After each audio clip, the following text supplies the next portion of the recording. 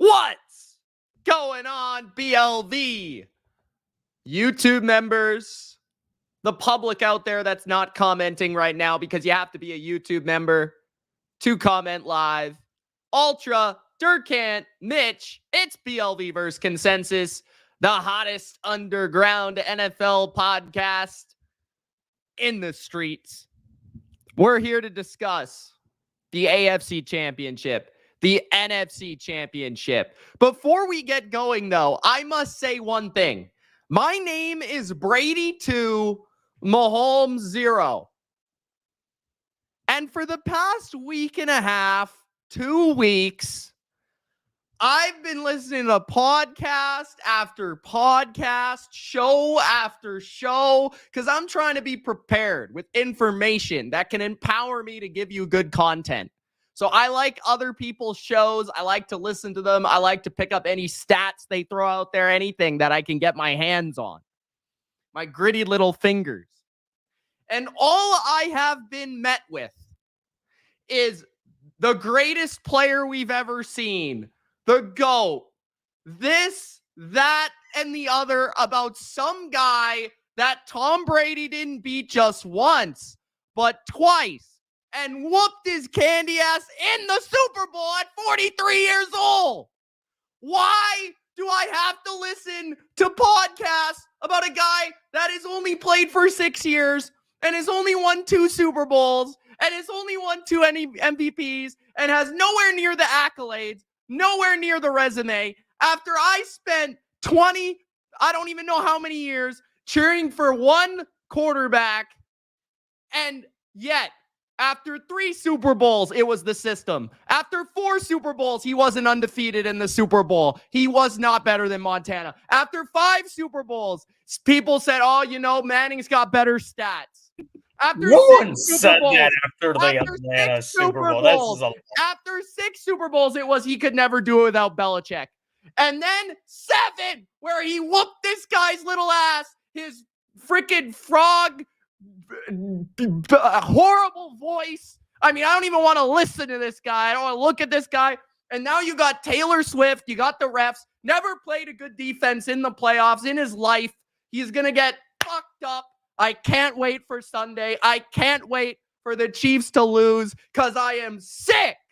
I am sick of this garbage. I can't watch any shows. I can't go on Twitter. I can't go on Instagram. I can't listen to a podcast without being shoved up my ass about how Patrick Mahomes is the greatest thing since sliced bread. And it couldn't be more false. I'm done. You guys go. Hey, wait. Ultra asked before we got on air. So, chat, have you ever seen somebody that hates an athlete more than Mitch hates Patrick Mahomes? I came up with Skip Bayless and LeBron James. That's literally what it is at this point. Like, yeah. Mitch hates on Mahomes. You weren't here for last year's Super Bowl preview that we did on BLV versus Consensus. That was with Lenny, but Mitch said the exact same thing during the build-up to the Super Bowl about how he was listening to podcasts and everyone was saying was Mahomes is the GOAT. And then you know what happened?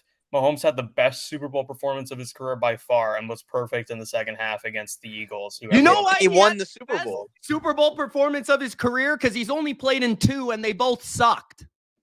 He's played That's in why. 3 now. He didn't even have 200 yards. Who cares? What he are had we like a talking 140 about? rating. What are we talking about? Give me a 140 rating over 200 yards. He only won because of a punt return and the Nick Bolton returned a 50-yard touchdown and the ref gave him a free call. We could go through a lot of Ultra. I think we should just collectively, like you and I, we should just collectively agree, like, everything Mitch says about the Chiefs is automatically going to be negative. It's been half of the team this way. Hey, can you not see it from my standpoint? No. Why do I have to listen to all these shows? Okay, listen, I've heard all this stuff too. I'm not saying I agree with it. I've been debating like Mahomes and I think it was Rodgers or Breeze, someone like that. I think Rodgers. Mahomes, like with his resume right now, I think top 12 is pretty safe. Bro, they're not talking about top 12. Okay. But to be fair though, would you I would argue that this is the best 6-year start to a career ever. Oh, it's not even close. Of Like, course, he's on track to at least be. This is embarrassing. it's What not are even we close. talking about? 2 MVPs, 2 Super Bowls, 6 AFC Championships. Why are we calling him the greatest player of all time? But I'll say this though.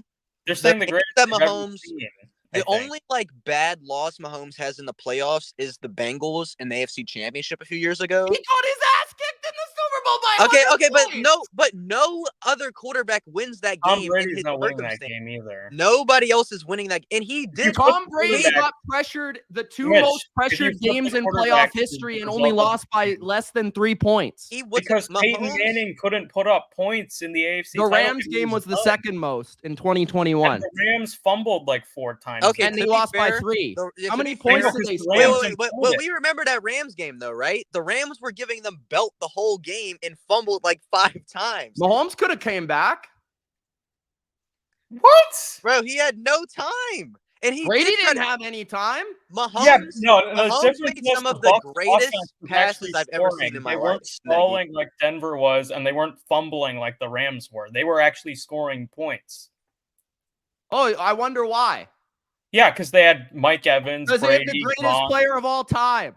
The greatest The player I've Rams ever game- seen. the Matt Rams Stafford game was and a Brady joke. I were can't big. take it. The Rams game was a joke. The Rams should have won that game by like 20. The Rams still won too. Yeah, I it thought. ended up The being Rams it ended won. up being it ended up It was being an the- amazing game. And Brady Stafford has was the played better in the player. 2 games where the quarterback has been the pressured the most in a single game. I'll say this And though. he's only lost by a field goal or less in both of the games.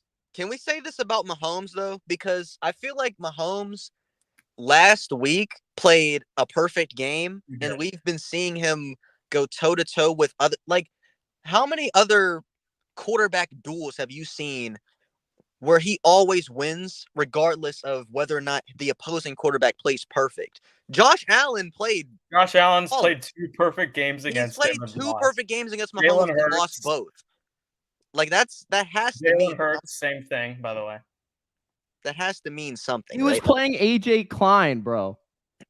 And I mean, hey, he did what he had to do. Look, I thought I think we can say now, we can take Mitch's opinions on the Ravens and Lions seriously, but I think oh, 2 the of Chiefs. games- I haven't been taking his takes on the the Chiefs. Chiefs and Niners opinions, we gotta just take with Hey, a grain. I just don't understand how you guys cannot see how I'm upset. if anybody Like, watching this seriously. right now, I get is being newer, upset that people are calling him the GOAT because we have such short memories about Brady. But I'll say this. I Come on. remember how I felt about Brady in like 16, 17, 18, that kind of period, where I felt like every time he had the ball late in a game and it was close, he was going to score. And I was terrified of when he had the ball if I was an opponent.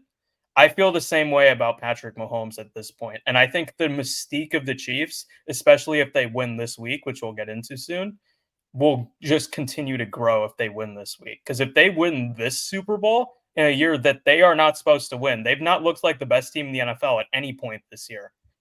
If they win the Super Bowl this year, this would be a super impressive achievement.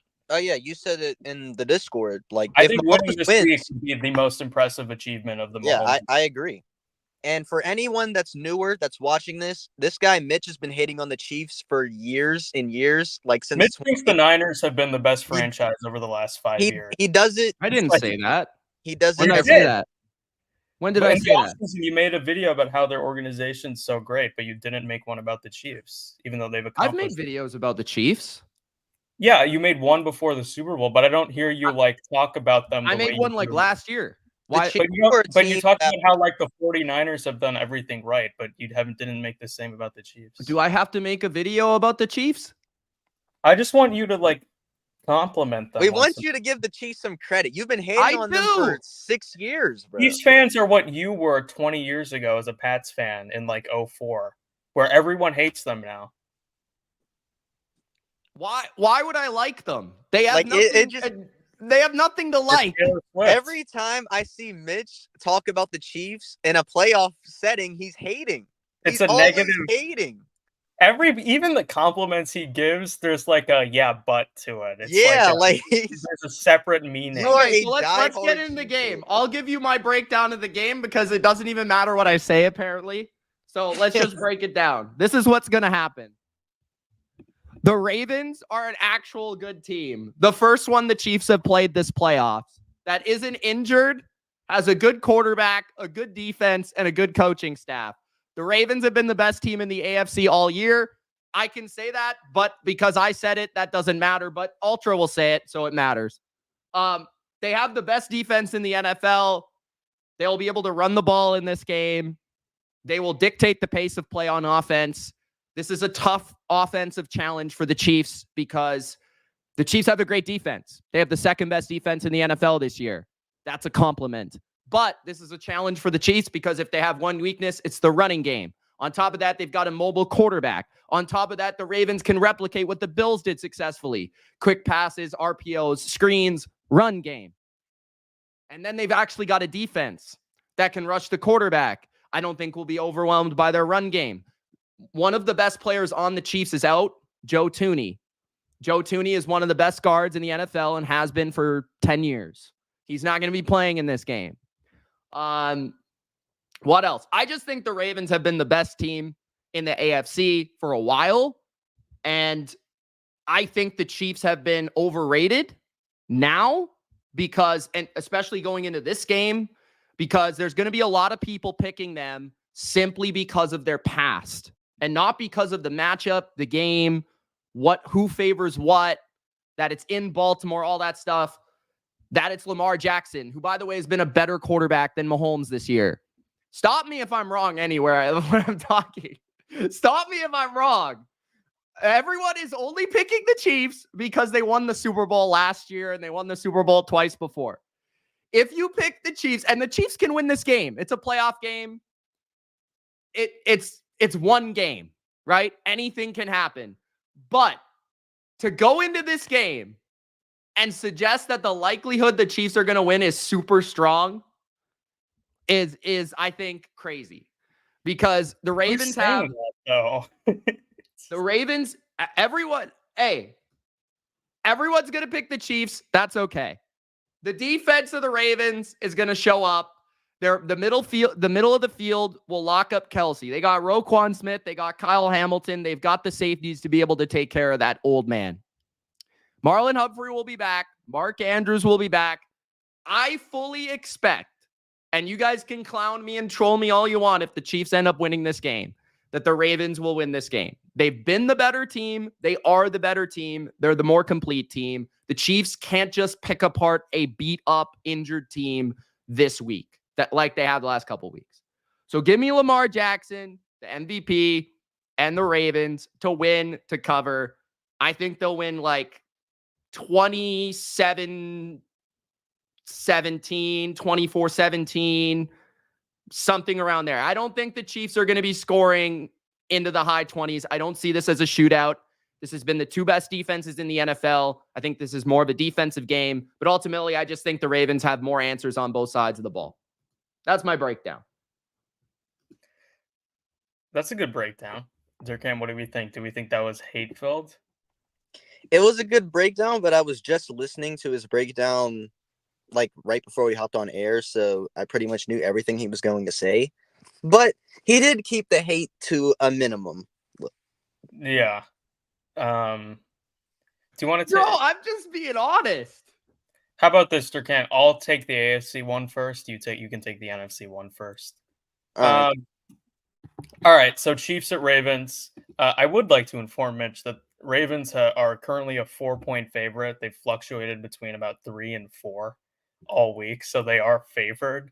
And most people I've seen in the media are actually picking the Ravens, and most people I've seen who are betting are taking the Ravens to cover. So I don't know where you're coming from. I don't know who all these Chiefs. I've seen people say that the Ravens are going to blow them out. I've seen people say that This is what I'm hearing. This is the breakdown of every single show. The Ravens are way better, but the Chiefs have the greatest player I've ever seen, which is incorrect. Anyway, The over-under currently 44.5. This is the first AFC Championship game ever played in Baltimore, which is kind of crazy because they've been in many of them, but never in Baltimore. So that's an interesting angle to it. Look, I came on last week and I said the Ravens and 49ers I thought were the two best teams in the NFL by a significant margin. Only one of those teams played at that level, that expectation last week, and that was the Ravens. After a very poor first half, I thought offensively for the Ravens, they really turned it around in that second half and they made adjustments. Lamar Jackson got his head out of his ass and played like the MVP. They looked awesome in that second half. And that defense just totally shut down CJ Stroud. He could not get anything going. The Texans could not get anything going. Mike McDonald was totally in Bobby Slowick's head. The Ravens just overwhelmed the Texans in the second half. That was a very impressive performance, the way that they were able to adjust in that game and just totally dominate in the second half. Chiefs, offensively, basically played almost a perfect game other than the one drive that they punted on. They had a fumble when they were like almost going in for a touchdown. They kicked 2 field goals, but they were running it well. They were passing it well. The Bills defense, though, very injured, obviously, as we know. The Ravens are a much tougher test than that. I tend to look at this game as I think there's one glaring hole here and glaring mismatch that I think the Ravens can exploit. And it's one of the reasons that 2 of my best bets that I left in Mitch's comment section for his video were Lamar Jackson over 65.5 rushing yards and Gus Edwards over 40.5 rushing yards. You can choose Gus Edwards or Justice Hill.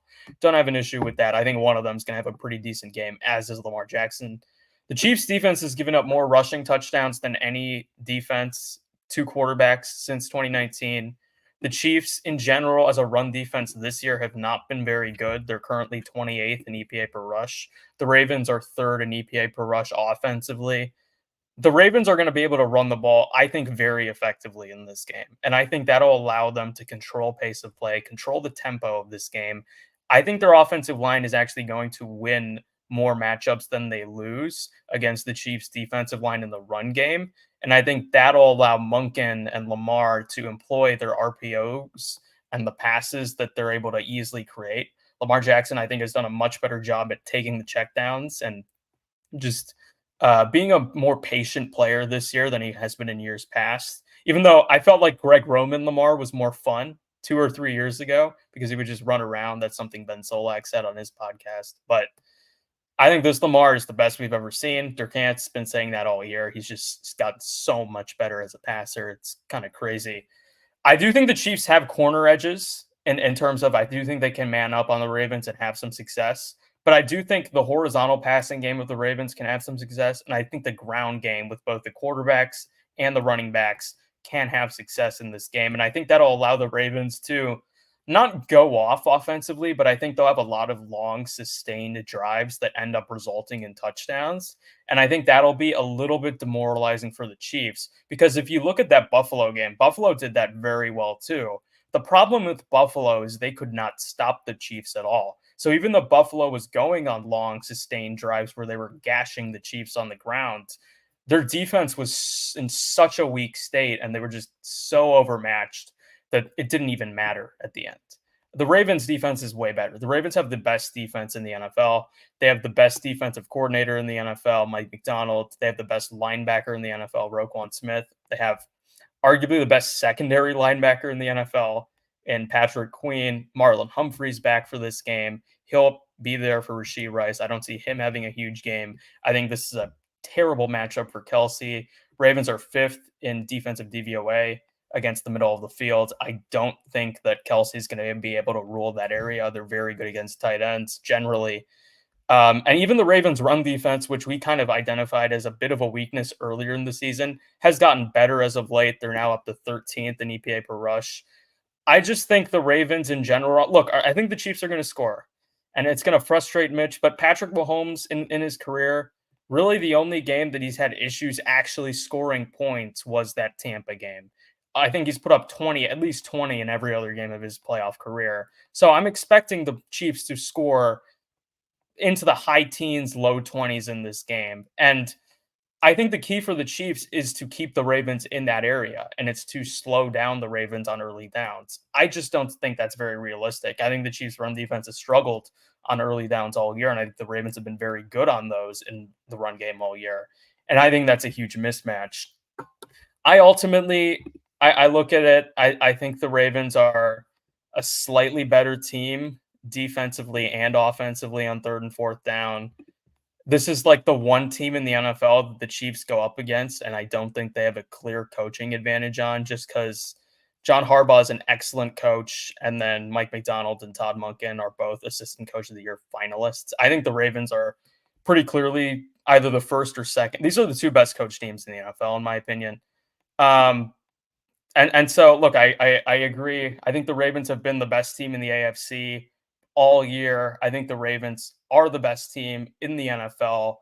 If you're just being truthful right now, they have looked the best as of late. They have statistically been the best. So I think the Ravens are the better team. I think the Ravens are going to win this football game. I think the Ravens are the best team that Patrick Mahomes has faced in an AFC Championship. I think this game's on the road. I think it's at home. And Mahomes has had, he's had all of the success, but I think it's Lamar's year to get to the Super Bowl. So I'm going to take the Ravens to win, and I'm going to take the Ravens to cover. I think the Ravens win it 28-20. I'm going to slightly lean with the over. I don't love it. I think it could easily go under. I think 44.5 is the correct number. But I think the Ravens are the better team, and I think they'll show why Sunday afternoon. Ultra's able to escape his Chiefs fandom for this game because he has recently called the Ravens the best team of the 2020s. So just keep that in mind, that this is the best team Ultra has ever seen.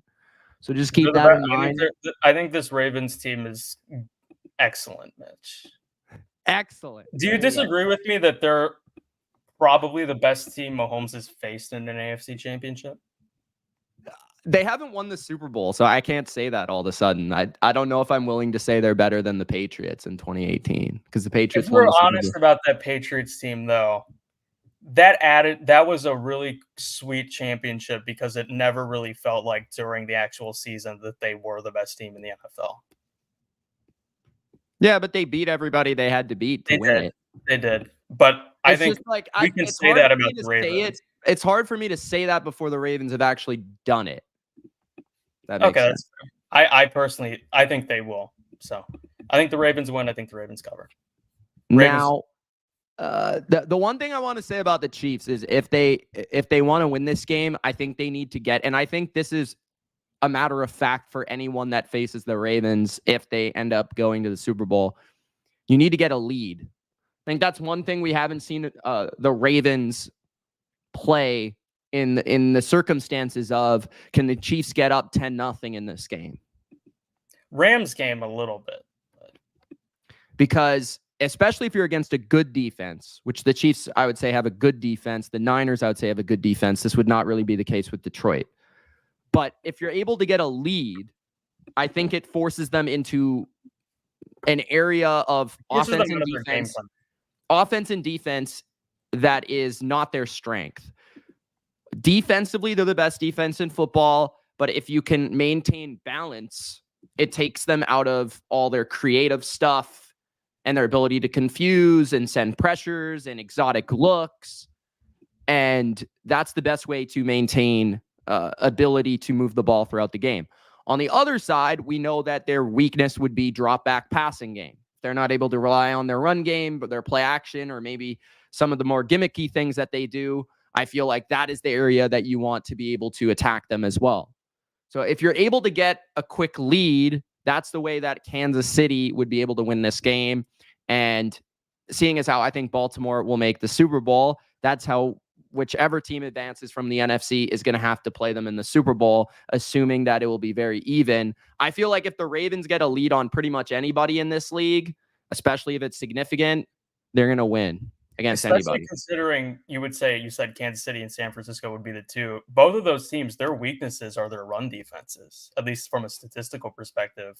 So that's an even scarier proposition. Let's give it to Durcant now. Let's see. Durcant, go ahead.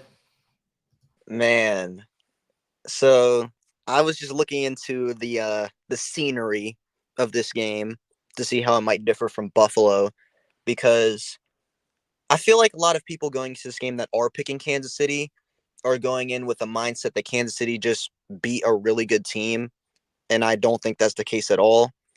Like, I think they beat the Bills because they're better than the Bills, and the only reason the Bills kept pace with them was because Josh Allen is as good as Patrick Mahomes.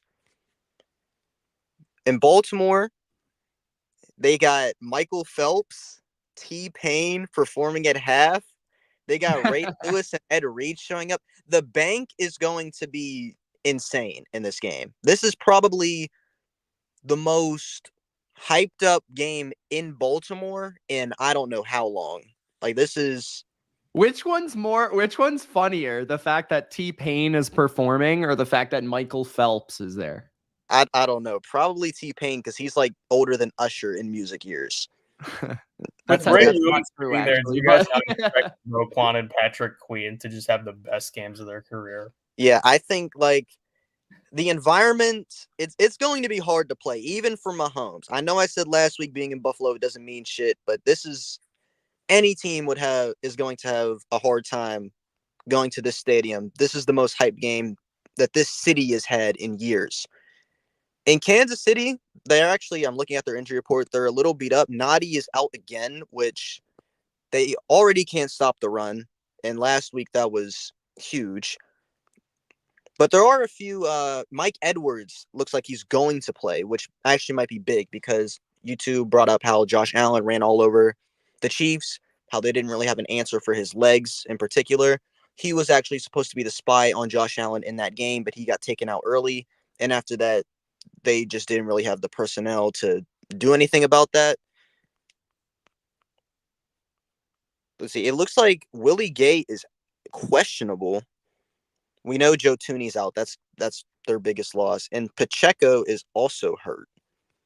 But I think he's... Yeah, Edwards and Gay got hurt during the game last week. So yeah. I think Gay has a concussion. It says Edwards has a concussion and Gay has a neck injury, which I thought it was the opposite, actually. That's weird. But I think both are probably going to play.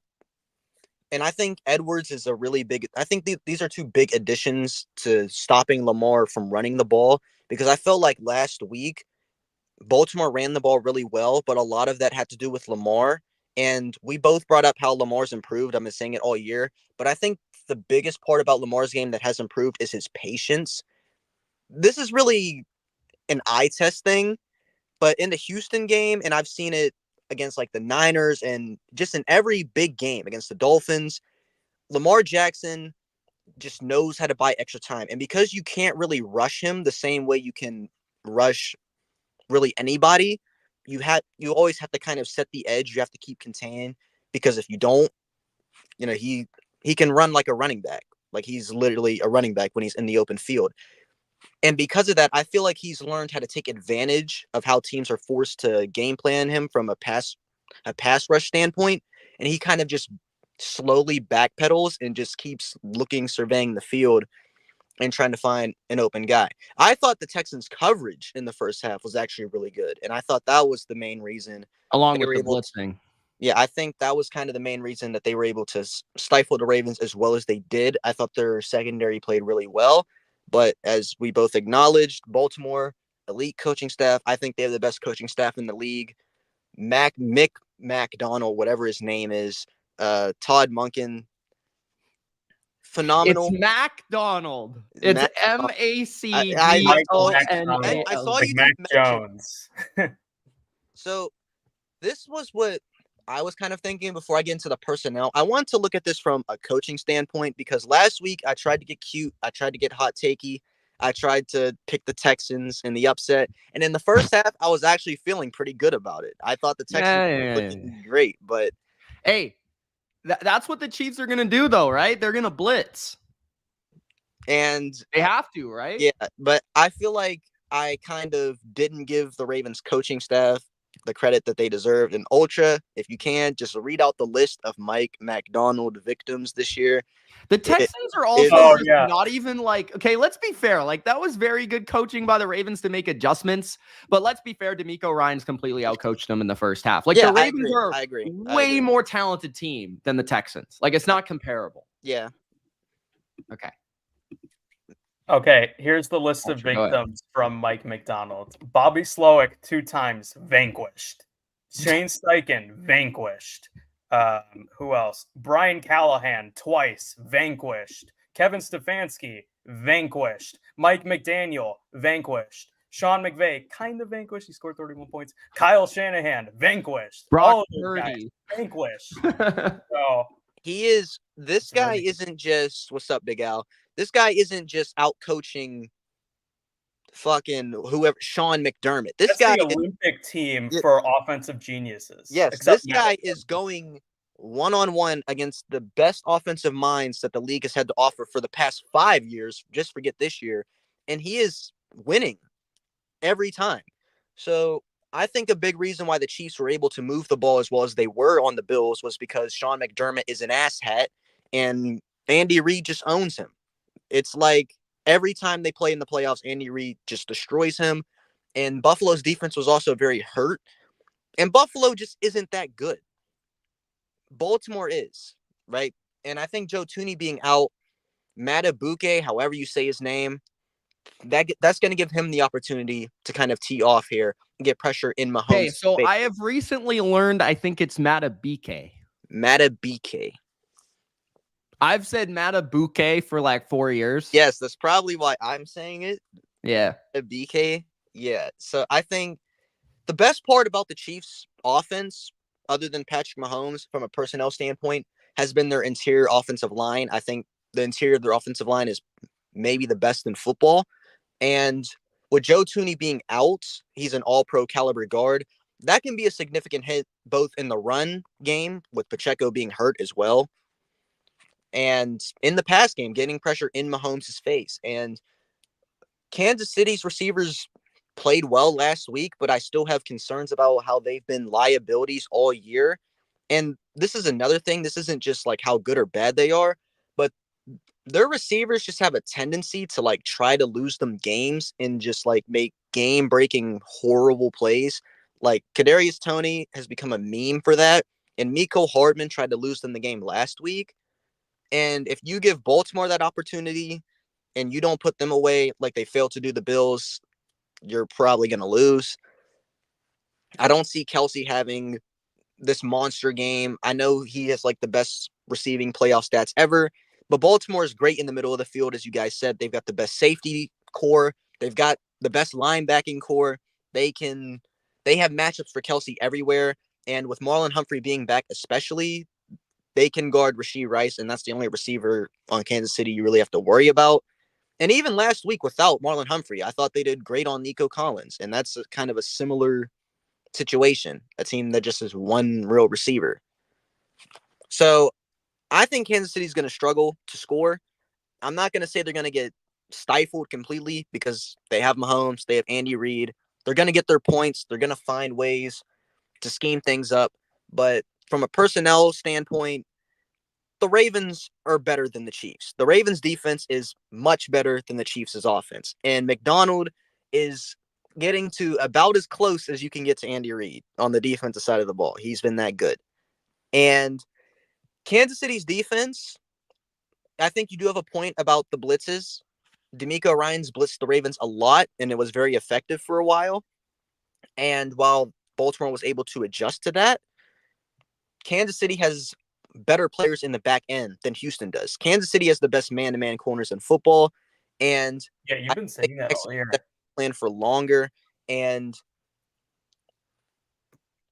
they're also better in the interior defensive line. That was something that I brought up, how Houston's interior defensive line is kind of underrated, but they don't have Chris Jones. And I'm going to be honest, Baltimore's offensive line kind of bullied the Texans in the interior. I thought Zeitler, if you're in the Discord, I was pointing it out. I thought Zeitler had a great game. And Lamar, there were just some plays where he would just take off up the middle, and Houston had no answers in the second half for that. I think Mitch, you said McDuffie's probably going to be on Flowers. I think I like that matchup for Kansas I City. mean, from a profile standpoint, I would think so, but I don't know because Snead typically plays the best receiver. So and Snead's probably going to be on Snead. I think L'Jarius Snead is the best man-to-man island corner in the league, besides maybe Sauce Gardner. Like, I think he's that good, and because of that, I see a defensive game. I know Kansas City got bullied and ran on all game last week, but I still kind of stand by that the Ravens running backs are the worst players on their offense. And with the way Lamar has looked passing the ball and how patient he is, I'm more worried about Lamar through the air than anything else. And on the ground, I'm worried about Lamar first. But Kansas City should have their spies back, so I think they can kind of contain him. So I don't see either team getting past the low 20s in this game. I see kind of a 24-21 kind of deal. I think the thing I'm most intrigued by is just kind of what you guys have been talking about is the coaching matchup. I just kind of want to see. I do expect Baltimore to win. I'm giving a chance for the Chiefs, but like I would expect the Ravens to win. Mitch is just talking like the Chiefs are horrible team. Honestly, I don't think these teams are on the same level. Like I might be versus Spags. That's a really okay. So you think there's one team in the league that is on the Ravens level, and it's the team they beat in Week 15. Yes. Okay. I think the Chiefs are a team that have been fortunate. I think they're a good team. I don't think they're a Super Bowl team because I think they've played advantageous matchups, teams that have been injured, teams that they can outcoach, teams that they can outplay, and Mahomes can simply beat that team. I think the Ravens are healthy, better personnel, great coaching. The thing I'm looking forward to is I'm looking forward to seeing the coaching matchup to see how the Chiefs attack the Ravens. I want to see how they attack them offensively, defensively. I want to see what they deem to be their weaknesses and seeing how they try to attack that. That's what I'm most intrigued What was by. interesting last week, and I was kind of like shocked, was how soft Kansas City kind of played against the Bills, because I feel like Buffalo's receivers aren't good and Kansas City's corners are great. So I was surprised to see how many just free underneath routes and plays that they were letting up.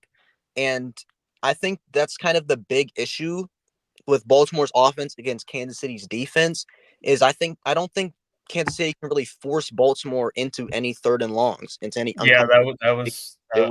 think the same. Because felt like against Buffalo didn't just run the ball well. It felt like every time they ran the ball, they got 5 yards, if not more. Yeah. Like especially in the first half. Yeah, and it just felt like Kansas City up until like one drive in the fourth quarter, there was nothing they could do about it. And the game felt like it went by super fast because of it. And I can see Baltimore kind of just bullying the Chiefs. Yeah, if Kansas City wants to win and play that style, I think they need to. First of all, I don't think they can. I think they need to be a bit more chancy, like aggressive. I think they need to take more calculated risks defensively, whether that's a run blitz or a blitz in general, or like kind of unsound coverages, like kind of guessing what the Ravens are going to do. I think they need to play that way. I think against Buffalo, they were kind of expecting the game to go the way that it went. Like they were kind of expecting. Oh, I agree. I think Buffalo played totally into Kansas City's hands in that game. Yeah, like I think Buffalo, like the plan was, okay, let's just make Josh throw the ball short every play. Like, let's not give up any big plays. They were playing too high the entire game. Yeah, so they were kind of like conceding. They were conceding the run, but they were also kind of playing into their weakness. But as Durcant says, it didn't make a lot of sense because if you watched Buffalo's tape, you knew that they weren't a very explosive passing team other than just Josh Allen. The Chiefs were scarred from what happened 2 years ago with how many deep passes Allen hit against them. But the red zone is crucial. If the Chiefs are going to play that way again against Lamar, they need to make stops in the red zone. They need to hold them to threes. But the problem is maybe threes are the way to go in this game. This game could easily be 20-16. Right. And I think, but in the red zone, Josh Allen has been like the best red zone quarterback since he's entered the league. Yeah. You don't really want him to get in that position either.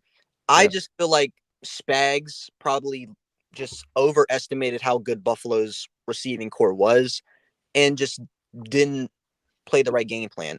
But I feel like in this game, Baltimore's strengths, I don't think Kansas City can really play the run game as well as they would need to in order to win the game outright, because I don't think it's a coaching thing. I think it's personnel. They're already beat up in the interior. Baltimore's interior offensive line is great. They have Gus Bus. They've got Justice Hill, who's kind of been their more explosive back. They've got Lamar Jackson, who Josh Allen is a freight train, but Lamar Jackson is faster and he's more elusive. So I don't think Kansas City just has the personnel to do that. And I think Baltimore is good enough up front in the middle to make sure Chris Jones doesn't have a monster game. And I think regardless of who wins on the outside, I think Lamar has just been so good in the pocket and his pocket presence to just buy time, extra time for his receivers and just make more plays than Kansas City can. I think Baltimore, they're just the better team. Personnel-wise, they're the better team. They're better coached, and quarterback this year they've been better. And from a general standpoint, it's a wash at best. They're at home. The Ravens are better than the Chiefs, and the Ravens should be expected to beat the Chiefs. It's the conference championship, and I see a lower scoring game, and those kind of games can always kind of go either way. But I'm going to take the Ravens because they've just been better all year. And the best part about Kansas City has been their defense, and the Ravens is better. If before we get to the NFC Championship, I just want to pose this question to Durcant. If the Chiefs win, it's why?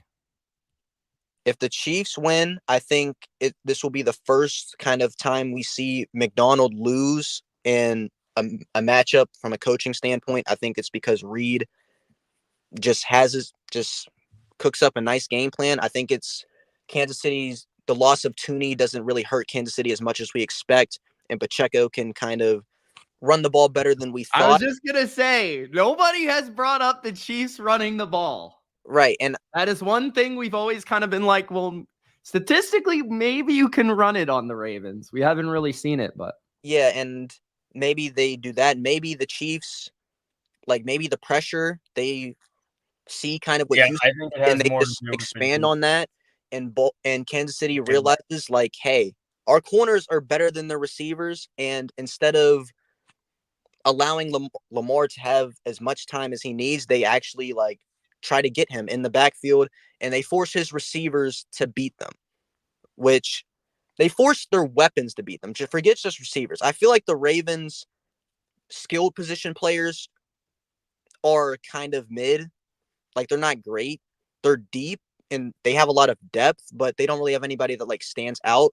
And I agree. I know Mark Andrews is back, but I expect him to be limited. That's kind of the one area I think I wouldn't be surprised if the Ravens try to attack the linebackers and the safeties of the Chiefs. But the Chiefs have been solid. I also think with Mark Andrews being back, they can run more 2 tight end sets, and that kind likely Justice Hill. I think Andrews will be there for third downs and red zones. Andrews. Yeah, that's at least what the Bills did. I think you won't see. Maybe he'll be fully healthy almost by the Super Bowl if they make it. But yeah, I think the Ravens are better. I think the Ravens will win, but there is a world where Kansas City wins. The Chiefs are a good team. They've got the best quarterback. They have the best quarterback and best coach in the NFL. Yeah, they're not going to be like the Texans, where I thought Houston best coach. I know Houston got stifled, but they kind of stopped themselves a lot, and by getting 12 false starts and backing themselves up 5 that 10 was yards. So bad. It was so bad. They just really. Let's be honest. That was the area for Houston that I was the most disappointed in. I thought they'd be ready for the moment, and the Texans were shook. They were not. Yes, they did not. Too young, too immature. All right, let's get to the NFC Championship. I want to ask you guys this one question, though, about the AFC Championship. If this game, and none of us expected to, but let's say this game does turn into a shootout, which do you think that favors? If it does become a 37-30. It favors anybody.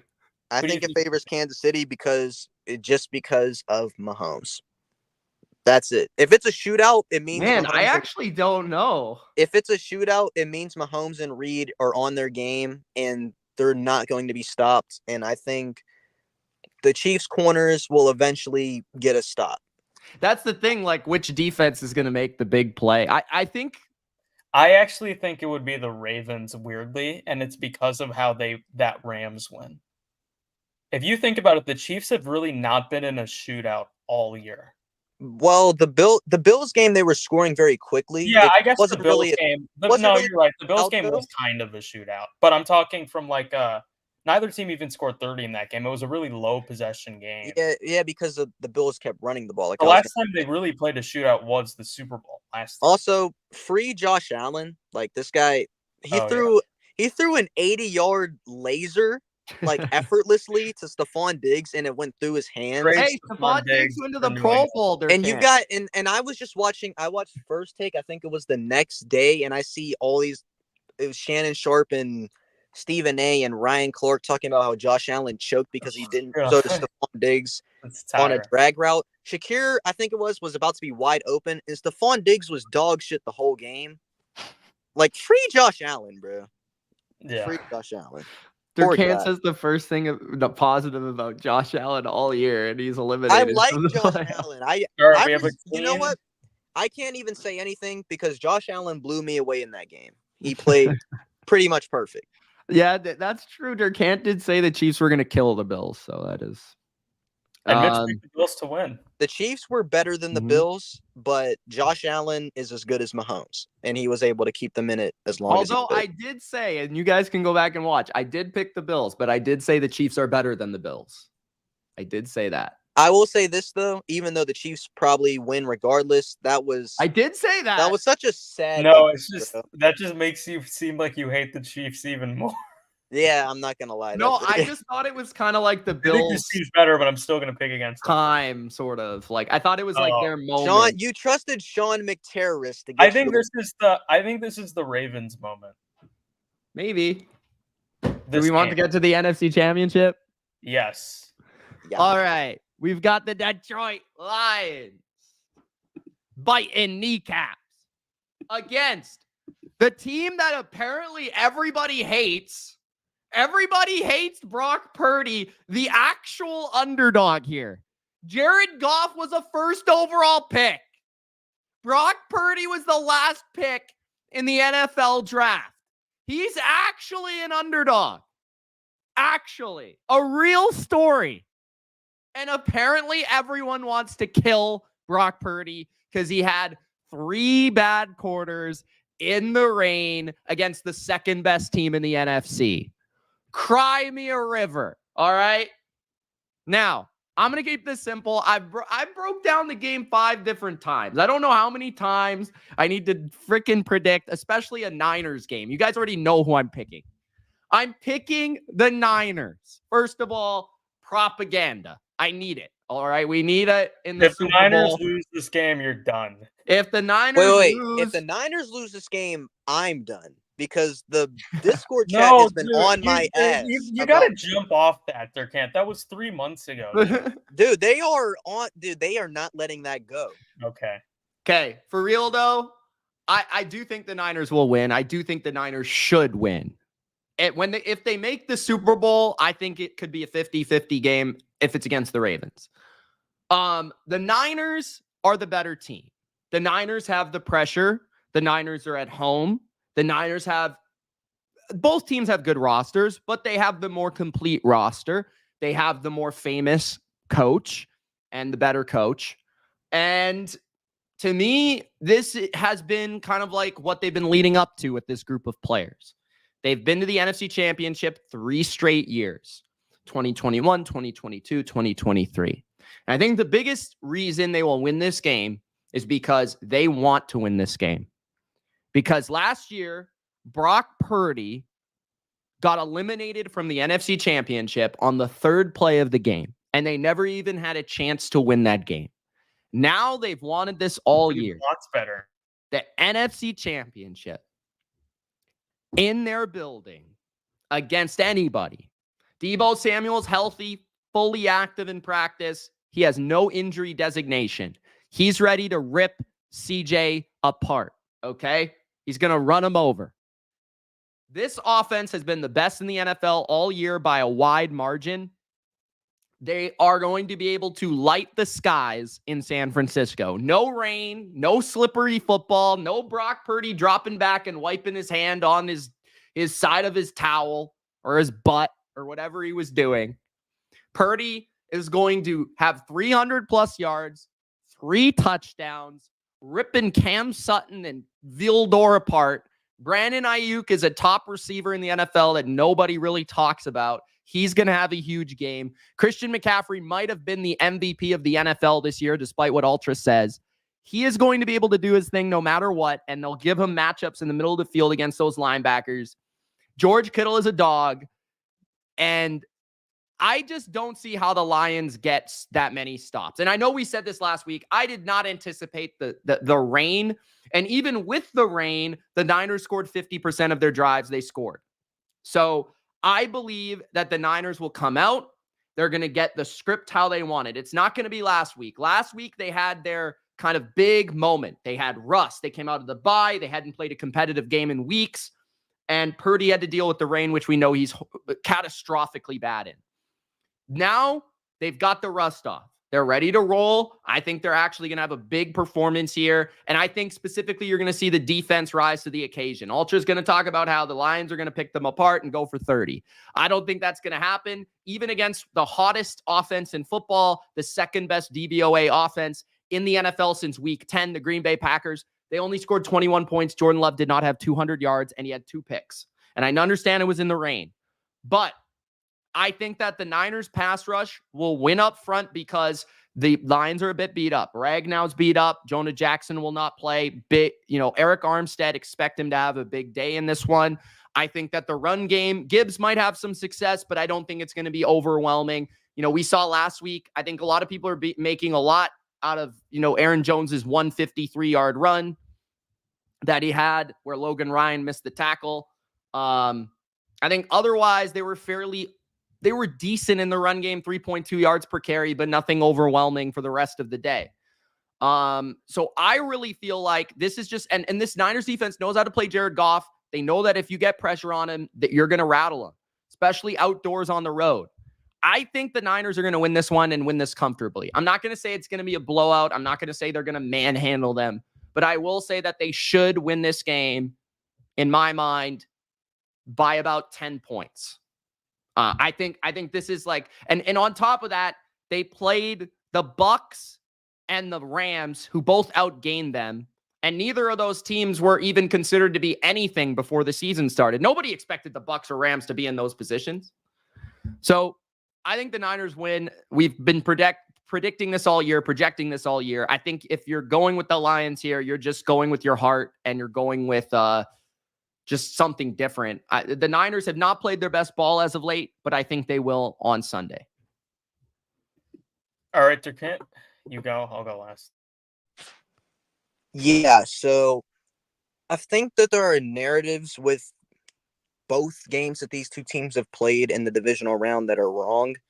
I think people are looking at that 49ers game and thinking that their offense is overrated, which two important factors. Deebo Samuel is very important to that offense, especially horizontally, and the way Kyle Shanahan likes to use him in all facets of the game. And him being gone really takes that away from that offense. It takes away a big portion of what that offense likes to do. And two, I actually thought the Niners, from a concepts perspective, were doing fine. I thought the issue was Brock Purdy was missing every single pass. Like Mitch was commentating on the game live, and he was pointing it out. Like, it felt like he was missing every single pass. It got to the point where it was like, what can you even do? And I thought that people were getting open.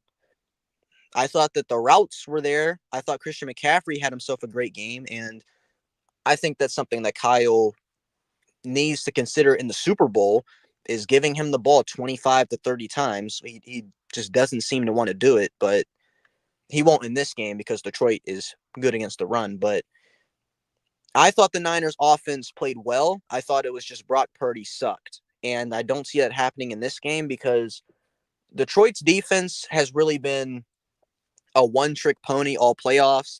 Their secondary is ass, and we know it. Ayuk is going to have a day. Debo's going to have a day. They have no answer for Kittle or McCaffrey.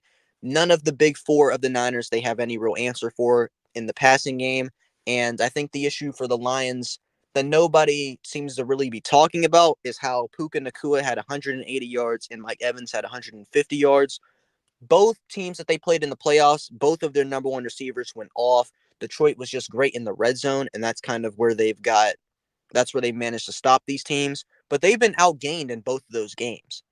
So they're not really stopping anyone. Like, teams are moving the ball on them at will. They're just playing bend but don't break defense. But can they really do that against the Niners, who have better run games than both of those teams? And they're better than both those teams at tight end too. Two very important positions when it comes to the red zone. So I think the Lions are going to struggle to stop the Niners, especially if Brock Purdy is clicking, because it seems like every time the Niners have been stopped, it's just because Brock Purdy's had a bad game. I'm not sure if that's going to happen here. I think the area where Detroit can win is their pass rush against the Niners' offensive line. And to do that, they kind of have to put the Niners in drop back passing situations. But I don't really see that because the Niners have the best run game in the NFL, the most efficient running game in the NFL. And Detroit's run defense is good, but like at best I can see them kind of stalemating the Niners. Like, they'll have a few plays where they stifle them, but the Niners also break off a few nice runs. Like, I don't see a world where they just outright stop Christian McCaffrey, who I think has been, other than Lamar Jackson, the best player in football this year. On the other side of the ball, it's an interesting matchup because I just talked about how I think the Niners can just air raid the Lions and score at will. I think the Lions' key to winning this game is to humble that crowd first, is to shut them up, because the Lions haven't played outdoors in how long? They never play outdoors, and They haven't played since they've only played one game since like October. The Chicago game, which they Chicago actually game, lost. which they lost. yeah, that the game. Now, obviously, Chicago is much worse weather than San Francisco. Yeah, San Francisco, it will be sunny, so it's not really a matter of weather. I do think outdoors and indoors is different, but outdoors and sunny and outdoors and actual weather it's more it's different. not even a matter of that. It's a little bit a matter of like grass versus turf, like fast track versus not. Yeah, there are differences for sure. And it's a little bit, and it's more to me like the Lions have been at home in the playoffs. Yeah. Like, I think you could very much argue if that game, I know that they deserved it. They were the third seed in the NFC. They deserved to be at home. You could make an argument that if the Bucs or the Rams game was in the other building, that the other team might have won. Oh, I thought the Rams kind of blew the I think the Rams should have won anyways. Yeah, I think they outplayed them. The Bucs game, I think made a couple mistakes. The Bucs are just not a very good team. I think Detroit was better. I think Detroit was better than both of those teams, but the Rams had a much better quarterback, and the Bucs, like, they beat the Bucs. Like, they were better than the Bucs. The Bucs weren't that good. They just played the Eagles, who are dog shit. I think the Lions are a better team than the Rams. I'm just talking about the specific game. I thought the Rams missed several opportunities that if they had hit one of them, they would have won. But I will say this about the Lions, though. Like, I think Ultra brought this up. They haven't trailed since the Cowboys game, right? So their game script, like, they know what they want to do. They want to run the ball. They want to get out to a lead, and they want to get stops in the red zone and play bend but don't break defense. And it's worked for them despite receivers going off, because CeeDee Lamb in that Cowboys game had like 200 yards, but the Cowboys only scored 20 points. Like, teams have been going off on them. Justin Jefferson went off on them, but they've been kind of able to, what's even the word? Like, they've been able to survive it, basically. Like, it hasn't killed them. Yeah, like they've been able to get stops in the red zone and not allow these receivers. They let you get yards between the 20s. Receivers are going for almost 200 yards on them, but nobody is scoring 40 points on them or something crazy like that. Yeah. And I think that's something that could happen here, but have they really played a team with as deep of a core as the 49ers? Like, No, because nobody has as deep of a core as the right. 49ers. Yeah, and I think I'm looking forward to most. I'm looking forward to how the Niners defense plays the most. I fully expect the Niners to have a good game on offense. yeah, Given the matchup, given the players they have, the coach they have, the weather. But I'm looking forward to seeing how the Niners play on defense, because I feel like we haven't really seen, outside of maybe 1 or 2 games, the Niners' peak defensive performance. I think I just think at this point, though, they kind of are. Well, I don't necessarily agree with that, just because they haven't been faced with the circumstances to have a peak performance, because Armstead in the Ravens game was out. So they didn't really have all their pieces. And that game, there was just turnovers galore where the Ravens had the ball in their end. They had an amazing game against Jacksonville. That might have been the best game they had all year. Game, probably. Seattle, the Thanksgiving game. They played great against Dallas early in the year. Yeah. But, like, I want to see, with the chips on the line against a good Although I will offense, say in that Dallas game, a lot of the Dallas mistakes were also kind of self-inflicted. But I want to see that pass rush get a couple sacks and big plays. I want to see them stop the run well enough. Like, the Lions are a really good offense. I just want to see them look like what a Niners defense. Yeah, and that's going to give which me, they have not this year, as a Niners supporter going into the Super Bowl, that would give me a lot more faith going into that game. Because I feel like if they win this game, and even if they win, but it's like 31-27, I'll feel less confident about their Super Bowl odds. But if they win because the defense played really solid, but, the Lions made some plays, because I think you can make an argument these are the 2 best offenses left in the playoffs. I think you could make that argument pretty strongly. The other thing I don't really know how it's going to play out is, like, how much is those injuries on the Lions O-line going to affect their ability to run? Because Jonah Jackson's not playing. Ragnow's playing, but he's Ragnow's like really beat up. I'm like shocked the guy. He did play well in that Tampa game, though, despite being banged up. He did. And Jonah Jackson's like a Pro Bowl level guard. So I kind of wonder how that's going to, because that's kind of the main avenue that we think the Lions have a chance, is like we were saying, Lions can get out, run the ball, kind of do what the Packers did, right? Possess the ball for a long time and then score once you get in the red zone, which is what the Packers kind of failed with. And then get a little lucky on defense, mucky up the picture, get a tip ball, get a sack, force a punt, keep the possessions very, low, and then just execute long drives. That's how you beat a team like the 49ers, is you you shrink the game to you basically make their mistakes the most meaningful it can be.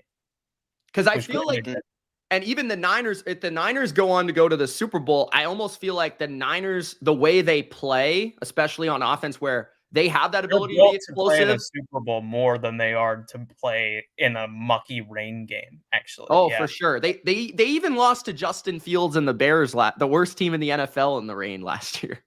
Like, they were terrible. Yeah, that was a very different team. And they like last week, like, guys were just falling over. Like, it was unbelievable. That's what I'm saying. Like, the 49ers in the offseason have to find a way to, either build a dome or you got to find anyway, we're getting on a tangent. So they changed their cleats. Yeah, the Niners, they suck in the rain, and I thought they were very fortunate to win last week. I thought the Packers were better. I was honestly it felt like the Packers were going to win that game, and they just bad for Packers. They just never did. I kind of feel bad too. Like Big Al just said it, the Lions have been outgained 833 to 725 in the playoffs. They've given up 400 yards in both games. But I do still think that point kind of stands, that while the Lions have been letting people go off on them, they've been able to not let that affect the scoreboard to the point where they can't come back. Yeah. And they've still been able to lead despite those performances. And I think Detroit's scenario, I'm not picking Detroit. The Niners are better. I'll just say that straight up. But I do think the world where Detroit wins is their offensive line, despite the injuries, wins their matchup against the Niners defensive line. I think the Niners defensive line is a little overrated, at least by Mitch, because I feel like in every preview he talks about them like they're the greatest thing ever. The Lions offensive line this year, I would say, is better than the Niners defensive line.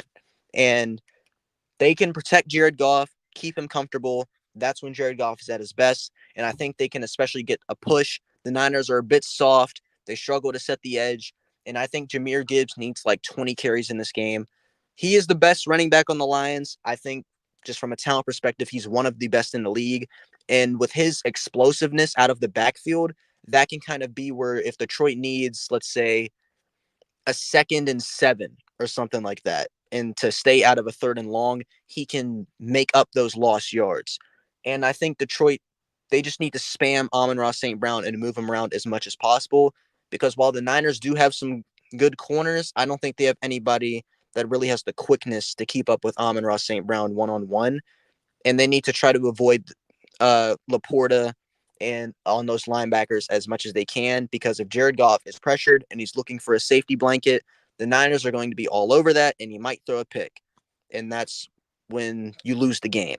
So Detroit, control the clock from the start, get out to a lead, use Gibbs and Amon-Ra St. Brown as much as you can, and don't get rattled by the environment, because I feel like Dan Campbell, like that Dallas game was in Dallas. And That's on a the big road, thing we've got to talk about. on the road. It seems like it's a lot more prevalent on the road as well.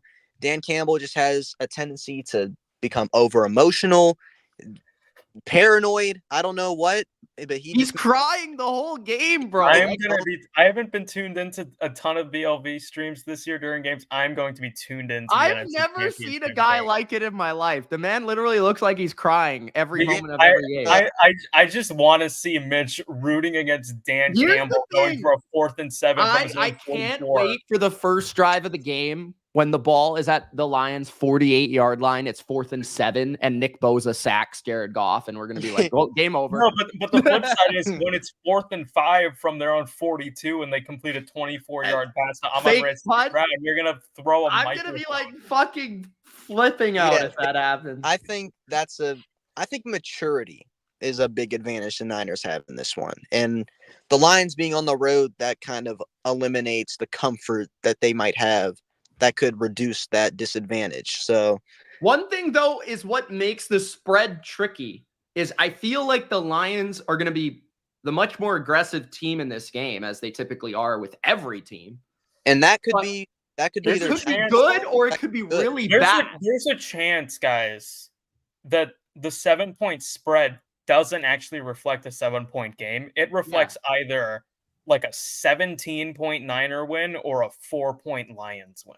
It could be the fact that the Lions have the ball at the Niners 35 3 times, but they go for it instead of kicking a field goal, and they don't make any of them. Yeah. Like, you know what I mean? Yeah, so Dan Campbell, if they're down by 1, 16 don't go seconds for 2 left. 5 times. Just don't do it. Yeah. No, but like he's going to make decisions that are rather going to like help them win or make this game really interesting, or he's going to fuck it up. And what we're not talking about is he's coaching against Captain Conservative on the other side, Kyle Shanahan, who's terrified of trying to score a touchdown. Oh, come on, man. Because he doesn't want to give the right move, by the way. I'll stand by that. I love Kyle. He's like, oh, our goal to win the middle 8, and they lost the middle 8 badly. And like they just totally it was 0-0. Sequence up. I know, but it should have been 14-0. That was hilarious. Fair, but Kyle, it's Captain Conservative he versus tried passing the ball in that Super Bowl, and you all clowned him for it. No, I thought Kyle's logic, I've talked about this already. I thought that was a good logic. First of all, the Packers were moving the ball throughout the first half.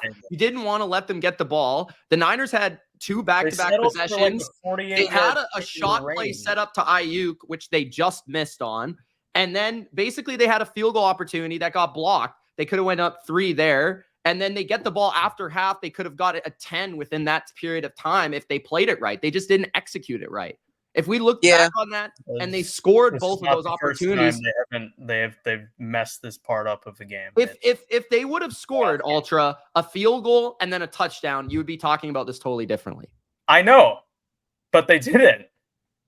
Okay, but the Packers scored 0.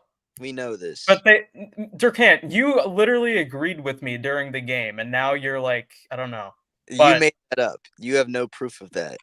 I can pull up the Discord message right now, dude. Read it word for word. On air. It comes down to execution. Halftime. No, they settled for what? Like a 48-yarder?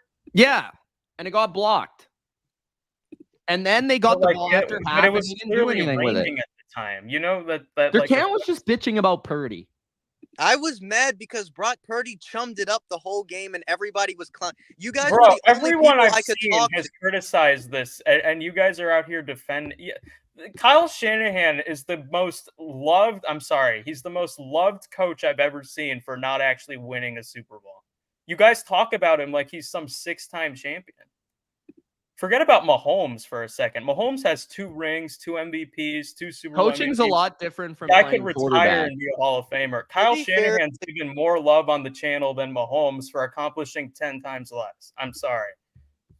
Give more Patrick Mahomes respect. Okay, here's the less thing, Kyle Ultra. Shanahan. First of all, the coach doesn't actually play. Anyway, Second of all, I don't want to get into a Kyle coaching is a Shanahan lot. rabbit hole Coaching is again. a lot different But- than playing. Coaching is about making players better, putting Okay. players in positions to win. And I don't think Kyle has putting your done that kicker in a pretty much better 48 than most people in the I don't think NFL. putting that in your kicker in a 48-yard position in a driving rainstorm is a great idea. But Do you okay. not understand the logic of game management? I feel like they just took so much clock out of the ball, and on the Because they didn't want to give him the ball back. but on the final drive too, they took what, like 5 minutes. They scored, which is great, but Because they didn't want to give them any time. Yeah, that's. But they could have, but they had to have known that with 6, there were almost 7 minutes left at that point. They could have like had another drive. But Like, what if if they would have scored and then the Packers would have scored and then they No, got but it at the also end? there's a chance that like on the 3rd and 1 that McCaffrey scored, they don't get it. Then Well, it's a 4th they and 1 had the for confidence that they were going to get it. But their offense hadn't been scoring all night. So why are we going to criticize him when he doesn't score and then when he scores? No, Like, can we pick? Mitch, this is bad clock management. No, it's Dan not. Campbell is not making these errors, man. It's not bad clock management. It It's is. good clock management. It's good clock management because they got the actual 3rd down.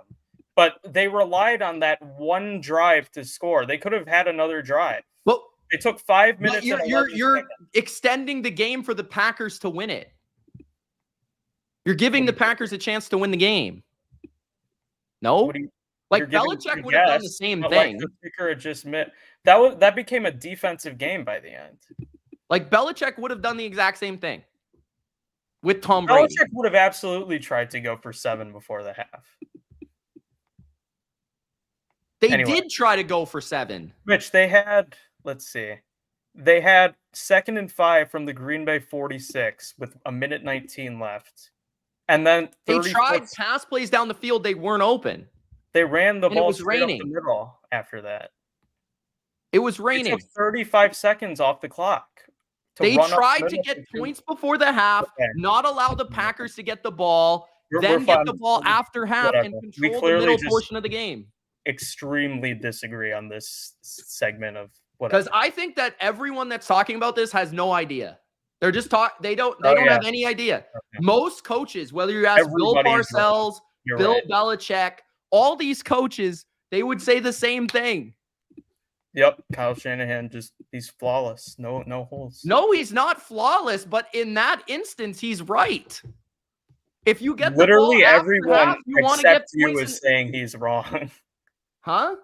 Literally, I've seen him. I saw him just get destroyed for this. You're the only one. Even Lenny said it was dumb, and he's a Niner fan.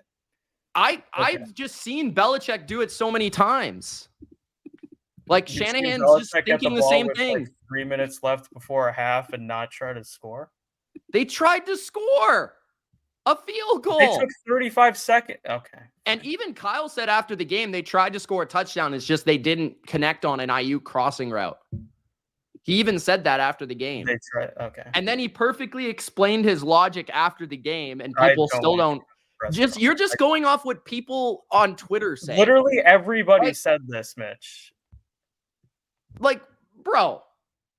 Come on, man. This is That's what this is such a weird conversation to be in the middle of because I'm in the middle of the biggest Kyle Shanahan fan and his biggest hater, and they're just going absolutely off on him. Hey, Durcant, what do you think? Okay, I mean, I see the logic in both ways. Like, yeah, could he have probably been more aggressive? I just don't know But- why you would take 45 seconds off the clock to run one play. I would say if I'm Shanahan, I would have probably just tried to get closer if you were gonna try to go for field goal because it was in the rain. Yeah. But I think settling for a field goal overall was a bad idea.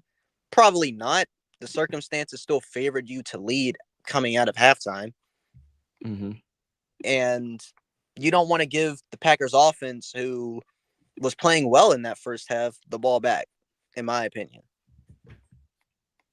But yeah, I agree. But I mean, is Kyle Shanahan a bit of a choker?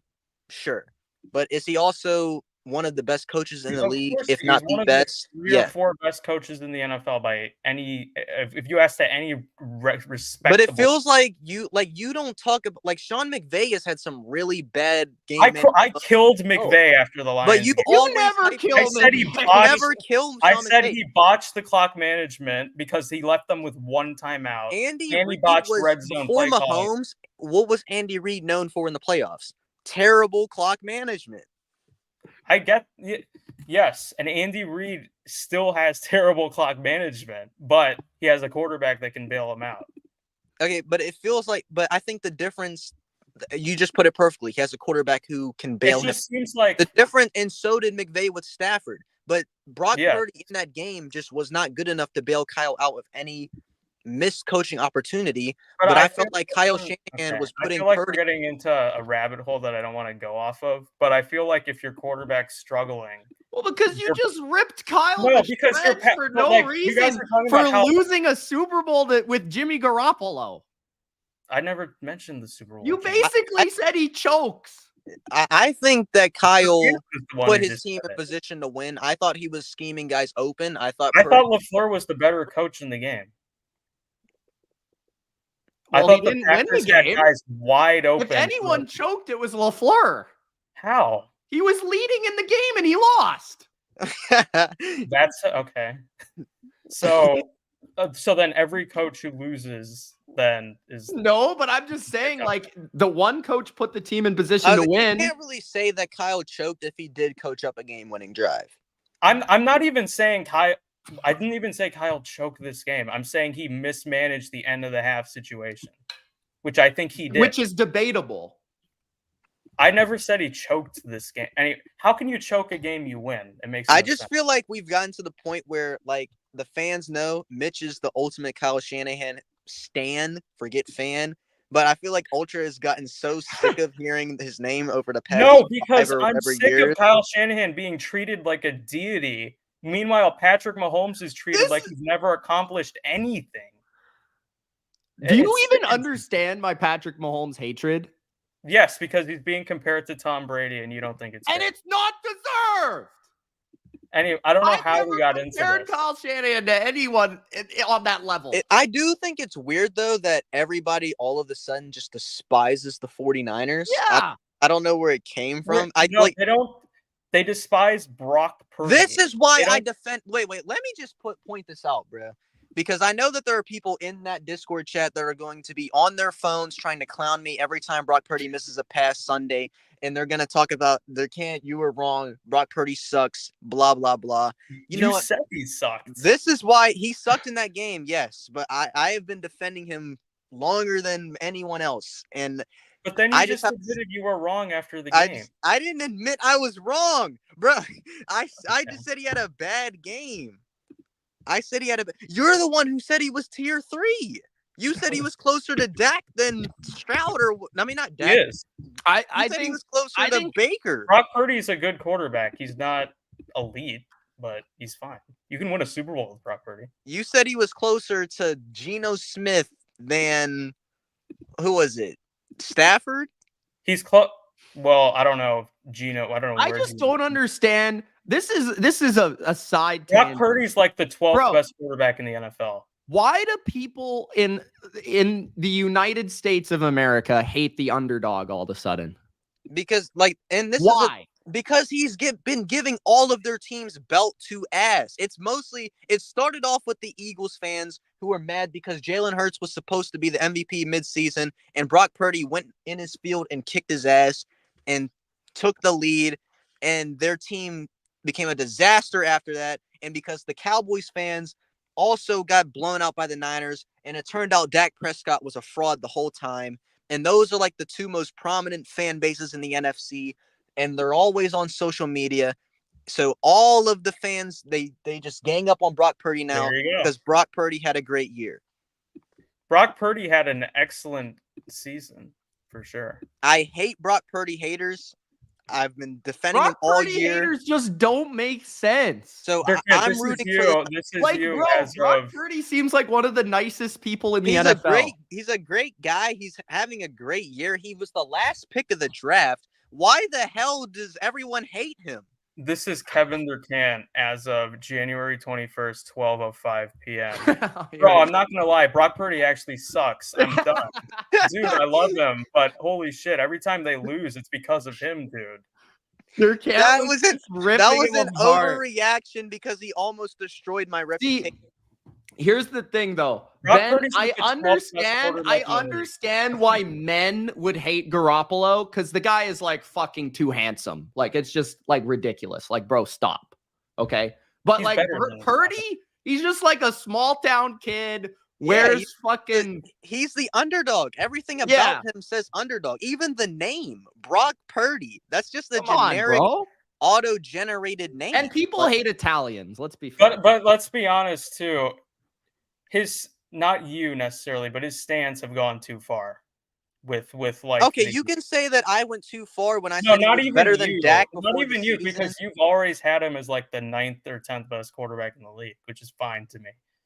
It's like people are comparing him to Joe Montana and Tom Brady. People are saying that was just David Lombardi. That was mostly because of the story, though. People are saying he's running the offense more effectively than Matt Ryan, even though statistically it's not even close.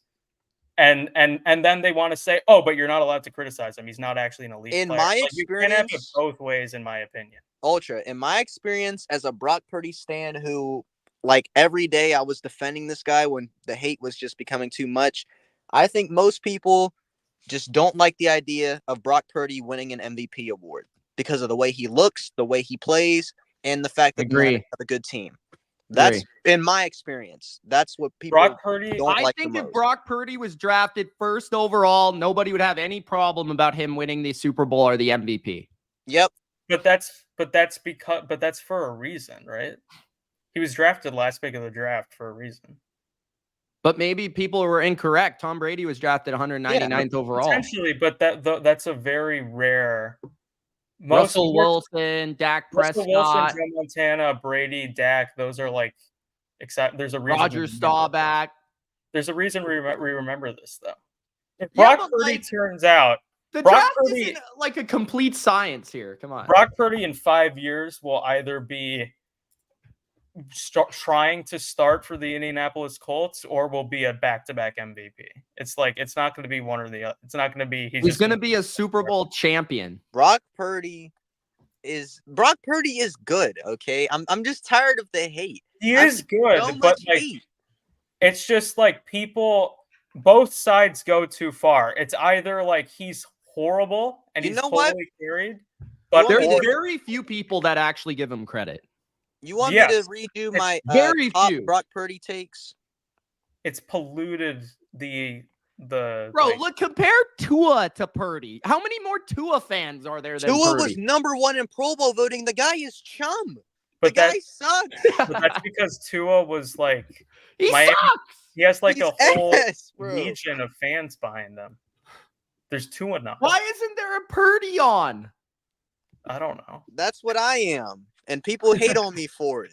But you literally, okay, there can. I guess you're back in Purdy. You know what, Ultra? Just so you can stop questioning my loyalty. Hold on. Yeah, okay, just so you can stop questioning my loyalty. He's back.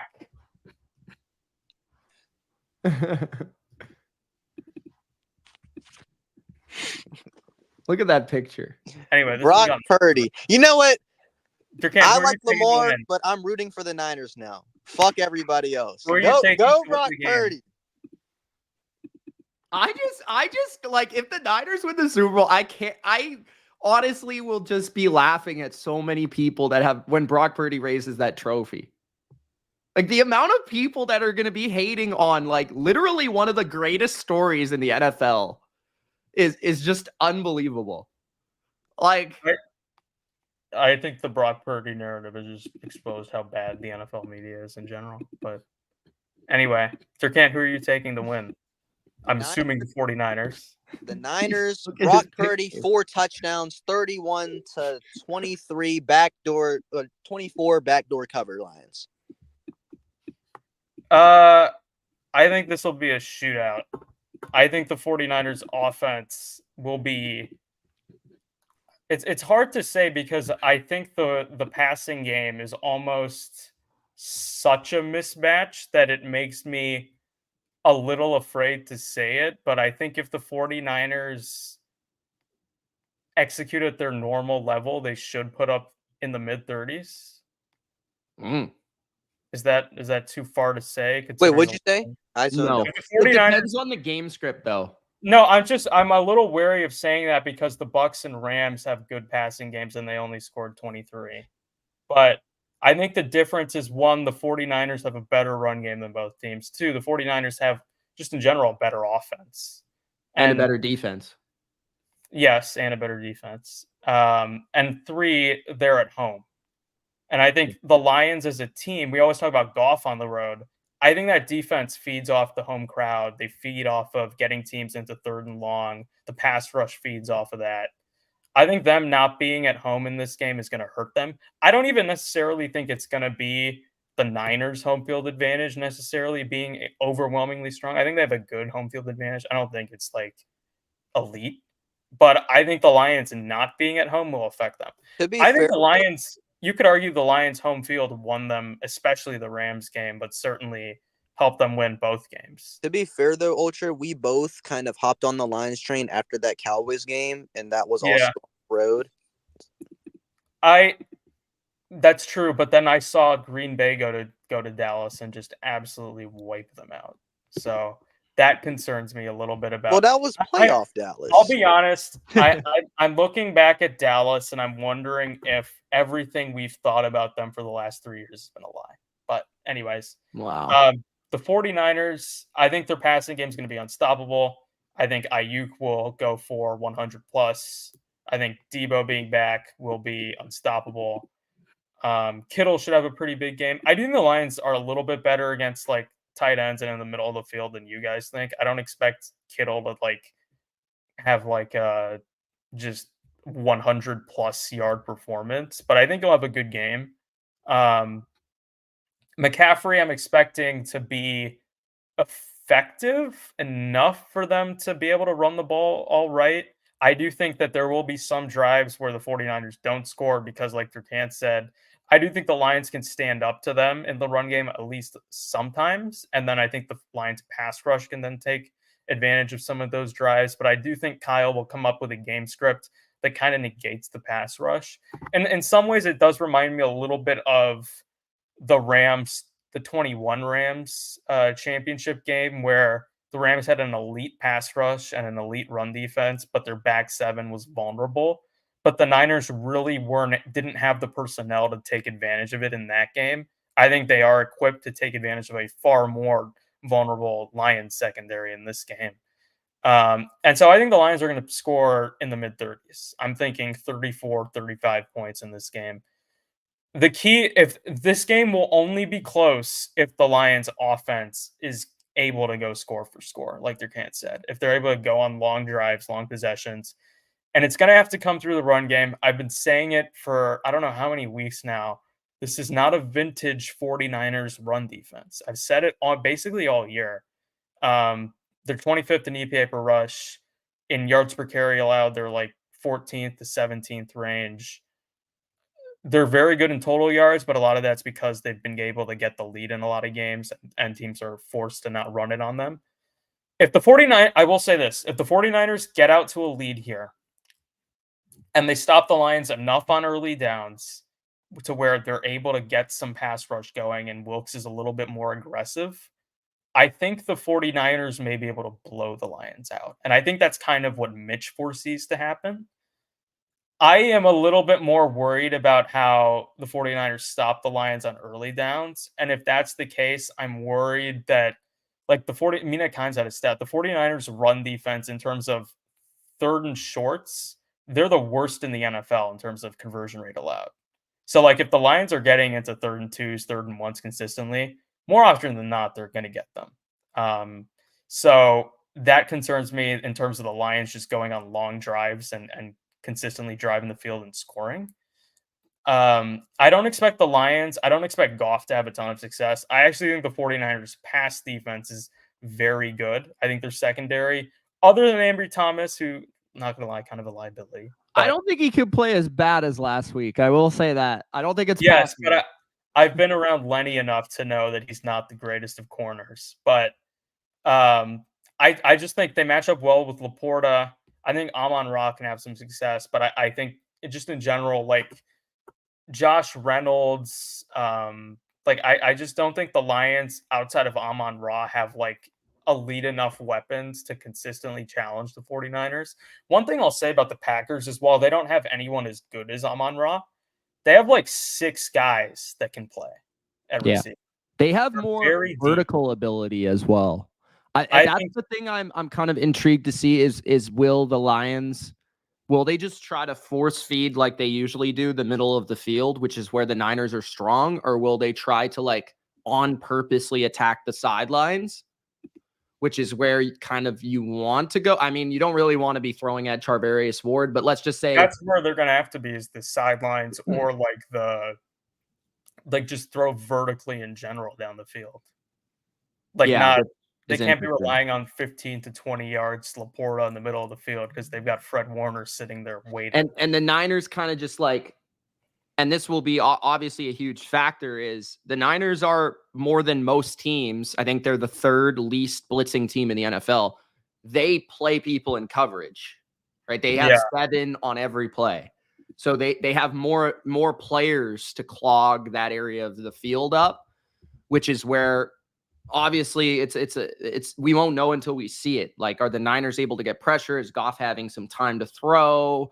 Is Goff able to go from 1 to 2 to 3, or is he like 1 and then it's like, oh shit, like I'm having to like throw it away? Is it like so? And just thinking about it, I feel that's where I just feel like the Lions have to run the ball, because like I feel like if they can't run the ball, the play action isn't as effective. They're not able to utilize play action as much. They're sitting in like 3rd and 6, 3rd and 7 all game. That's not gonna even score second points, and 9. but they're not gonna match the Niners' cadence, and that's the issue.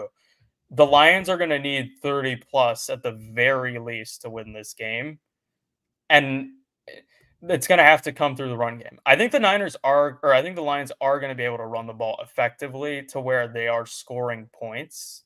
And I do think Gibbs is a serious matchup issue for the 49ers, considering what I just saw Aaron Jones do to them on the edges, considering what I've seen Arizona at times, not just with Kyler, but also with the running backs in general run on them.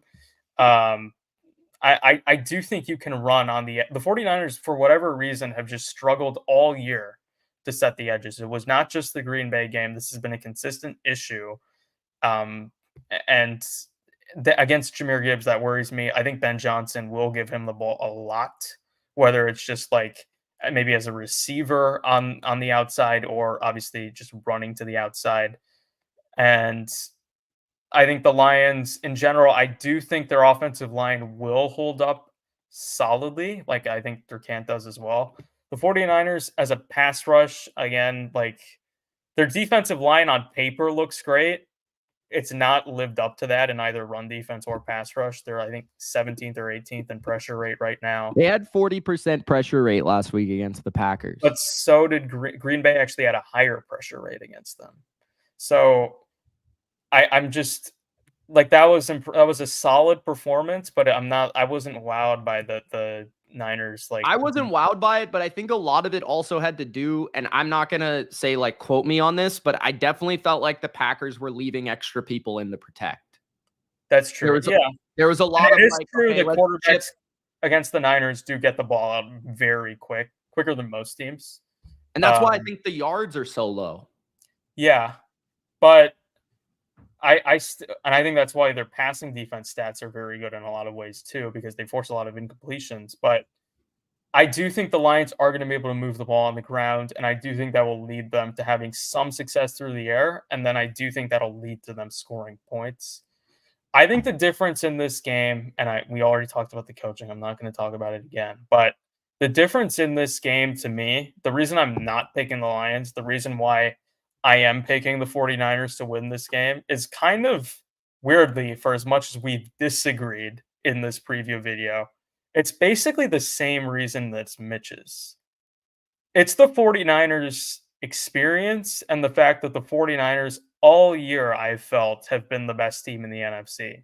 Even when the Eagles were like, what, 8-0, 9-0, 10-0, or 10-1, I always felt like the 49ers were still a better overall team that just had a really bad month or half a month, basically. I just feel like the 49ers, this is their 4th NFC title game in 5 years. They've lost the last 2. Obviously, the Rams loss was heartbreaking. The Eagles loss was heartbreaking, both for very different reasons. I think this team all years has had like a goal to get back to the Super Bowl. That I felt that way. And the Lions have been a great story. I think the Lions are a very good football team, and I do think the Lions will give a very good account of themselves in this game. But the 49ers, from their experience and their consistency, statistically, they've been the better team. They're roster-wise the better team. They have the better head coach. Quarterbacks are even. Wow, he said it. The 49ers are going to win the game. I think the Lions will cover. I think the 49ers will win. Give me the over. Give me San Francisco to win 34-30. They convert a couple of crucial first downs with McCaffrey to close it out and knee it out at the end. So I think it'll be a fun game. I actually think this game will be more fun from like a entertainment perspective than the AFC Championship, because it will be much more fun for the BLV no matter what happens. No matter what happens. Right, Ultra? No matter what happens, the BLV will be just the place to be on Sunday night. Yeah. Whether the 49ers go to another Super Bowl under Kyle or they lose a 3rd straight NFC Championship game to Dan Campbell, of all people. Kevin Durpurdy, anything else to say? Brock Purdy, you are the last narrative that I can possibly hang my hat on this year. And you almost failed me last week. You made me. Someone texted me earlier saying that it looks like I have gray hairs now. You might have been the reason for that. So please, Brock Purdy, just perform against a shit can Lions defense and go to the Super Bowl and do your thing and make me proud. Please. You don't even have to win necessarily. How many people are actually going to kill the 49ers if they lose to Lamar Mahomes? Not a lot of people. I won't even kill them if they lose. Yeah, no, probably. I swear to God. No, hear me right now. Clip this up. If the 49ers go to the Super Bowl and they lose by less than like 4 points or 5, if it's a less 1 than 4 game and they lose in the Super Bowl, how about I one will not score? kill them. If they lose by less than a touchdown in the Super Bowl, I'm not going to criticize them. Okay, well, this is what's going to happen. He's going to say this, and we're going to come back to it. Up. The Niners are going to say Kyle choke. The Niners are going to like kick a field goal to end the half to go up by like 6, and then like not score the next drive coming out of half and end up losing. And Ultra's going to be on here like, I told you Kyle was ass. Unless they lose by 30 points, then I can't. I'm making a blood oath right now. If the 49ers lose by less than 7 points, I'm not allowed to criticize them very much. I can't criticize them past saying they lost. Right now, if they lose by less than 7, especially if it's the Ravens, who I think is the greatest team of all time. Yeah, the best team ever. Do you think this Ravens team would beat the Bucks from 2020?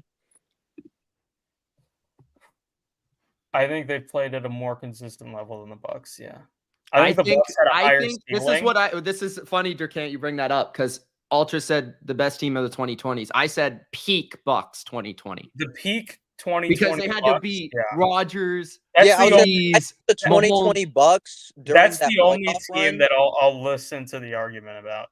I don't But think we can really say that about anybody else though, because the next year it seemed like everybody was as good as I think the everybody else. Ravens have been the most consistently I'll say they've been the most consistently dominant team of the 2020s. they've got to win it first. If they win it, yeah. They're going to lose the Brock Purdy, baby. But I mean, a lot of people think the greatest team of all time is a team who never won a Super Bowl. No, they're not. We love them, but no, they're not. All right. That's it. Gronk spike the like button. Subscribe. We think it's going to be a Ravens and Niners Super Bowl unanimously. Yep. Which means one of them's going to lose. No, it means we're usually right. So stay tuned for the Super Bowl. I will be giving out my early Super Bowl prediction as I did last year and a preview, just kind of like random rant style, probably on Sunday night, Monday morning. So look out for that. I will also be live, of course, for both of these games, which is going to be exciting. I'm intrigued to see the four best teams in the NFL go at it, which I feel like there's definitely a fair argument. We actually got the four best teams. I think these are the four best teams. I don't think there's beyond a shadow of a doubt we got the four best. Who else? Green Bay, maybe. Green Bay was not through the They course. beat the Lions. Over the course of the season. Not over the course of the season. I just meant at the end of the year. I'm gonna say Detroit is better. Maybe than the Bills actually. You could. It's a toss-up. The Bills stink. They just had a good quarterback. Cowboys are chum. Eagles, don't even get me started on the Eagles. Why the Eagles aren't even like a top 15 team? Are the Eagles top 25? The Eagles were the worst team to make the play. Anyway, they were the worst team to make the playoffs.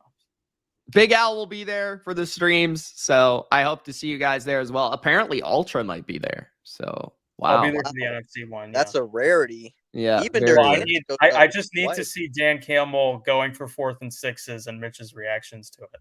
Yeah, that's can't miss TV when he has an emotional interest.